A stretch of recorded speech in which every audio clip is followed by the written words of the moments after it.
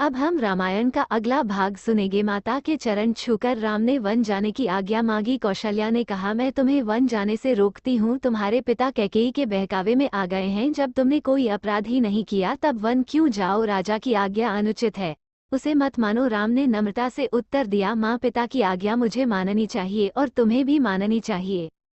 उनकी आज्ञा का उल्लंघन करना मेरी शक्ति के बाहर है। अब मुझे वन जाने की अनुमति दो और आशीर्वाद दो। लक्ष्मण से उन्होंने कहा, भैया भाग्यवश जीवन में ऐसे उलट पफेर उतार चढ़ाव आते रहते हैं। इसमें किसी का दोष नहीं, न राजा का और न माता कैकेयी का। भाग्य की बात लक्ष्मण को बिल्कुल अच्छी नहीं लगी। वे तमककर बोले, भाग्य के भरोसे तो जीना कायरों का काम है। जीवन उसी का सफल है जो अपने भरोसे जीता है। अपने बाहुबल से आप राज सिंहासन पर बैठें। अगर किसी ने विरोध किया तो मैं अयोध्या में आग की वर्षा कर दूंगा। श्री राम ने लक्ष्मण को समझाया, मेरे लिए जैसा राज सिंहासन वैसा ही बन।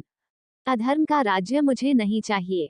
तुम जो कह रहे हो वह आयों के अनुकूल व्यवहार नहीं है। लक्ष्मण चुप हो गए। कौशल्या रोकर राम से लिपट गई और कहने लगी, जाते ही हो तो मुझे साथ ले चलो। राम ने उन्हें समझा बुझाकर शांत किया और वन जाने की अनुमति मांगी। माता ने कहा, बेटा जाओ, जिस धर्म का तुम पालन कर रहे हो वही तुम्हारी रक्षा करे। मेरे व्रत पूजन का सब फल तुम्हें मिले, सब दिशाएं तुम्हारे लिए मंगलमय हो। मेरा रोम रोम तुम्हें आशीर्वाद देता है।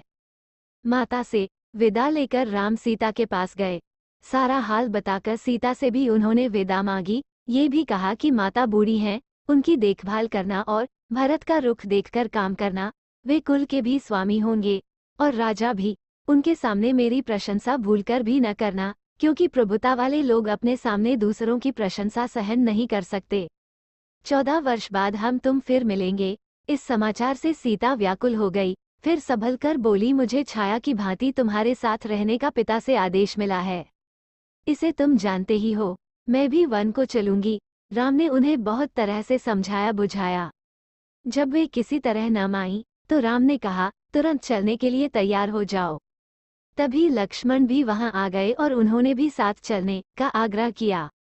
अंत में राम को उन्हें भी साथ चलने की अनुमति देनी पड़ी। लक्ष्मण से उन्होंने कहा, माता से अनुमति लेकर गुरु वशिष्ठ के घर जाओ, वहां से मेरे सुरक्षित दिव्य अस्त्र शस्त्र ले आओ। माता से अनुमति लेकर और गुरु के यहाँ से अस्त्र शस्त्र लेकर लक्ष्मण लौट आए।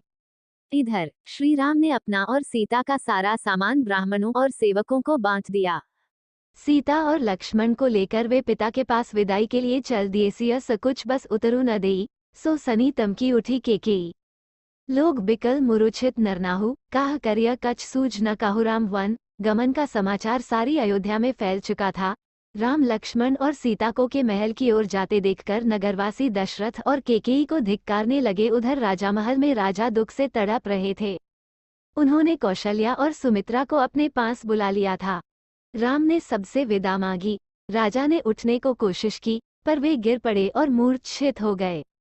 जब उनकी मूर्छा जगी तो राम ने विदा मांगी और कहा, सीता और लक्ष्मण भी मेरे साथ जाने का आग्रह कर रहे हैं।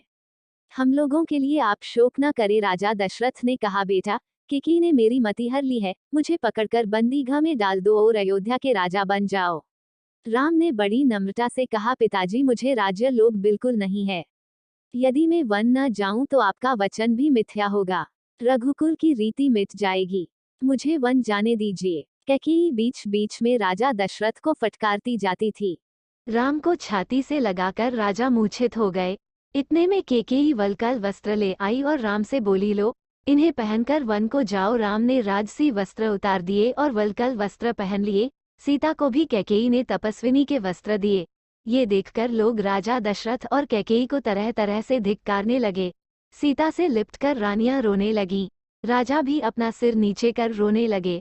सुमित्रा ने लक्ष्मण को आशीर्वाद दिया और कहा, सीता राम को ही तुम अपना माता पिता समझना। इनकी रक्षा के लिए अपने प्राण देने से भी न हिचकना। जाओ वीर पुत्र, जाओ, निश्चित होकर सीता राम के साथ जाओ। राम ने तब फिर अनुमति मांगी और सीता तथा लक्ष्मण को साथ लेकर वे चल दिए। अंतःपुर की सब स्त्रियां रोती बिलखती उनके पीछे पीछे चलीं। नगर के द्वार पर सुमंत रथ लिए खड़े थे। राम लक्ष्मण और सीता रथ पर चढ़ गए। राम के आदेश से सुमंत ने वेग से रथ हाँका। प्रजा और रानियां रथ के पीछे दौड़ने लगीं। राम राम, मेरे राम, हा लक्ष्मण, हा सीता की पुकार दसों दिशाओं में फैल गई। अब राजा दशरथ को रथ की धूल भी दिखाई नहीं देती थी। राजा हताश होकर गिर पड़े। रानियां उन्हें उठाकर कौशल्या के भवन में ले गईं। राजा कभी बेसुध हो जाते और कभी राम राम कह चिल्ला उठते। सारी अयोध्या नगरी शोक सागर में डूब गई। घर, बाजार और गलियों में सन्नाटा छा गया। मनुष्यों की तो क्या, पशु पक्षियों ने भी खाना पीना छोड़ दिया। उधर नगरवासियों की एक भारी भीड़ रथ के पीछे पीछे दौड़ रही थी। समझाने बुझाने पर भी जब लोग न लौटे, तब राम लक्ष्मण भी रथ से उतरकर उनके साथ पैदल ही चलने लगे। संध्या होते होते वे तमसा नदी के किनारे पहुंचे और उन्होंने वहीं रात बिताने का निश्चय किया। सीता और राम माता पिता की याद करते हुए तृण शैया पर विश्राम करने लगे। कुछ दूर पर लक्ष्मण धनुष बाण लेकर पहरा देने लगे। सुमंत भी उनके साथ जा बैठे। थके मांदे पुरवासी घोर निद्रा में सो गए।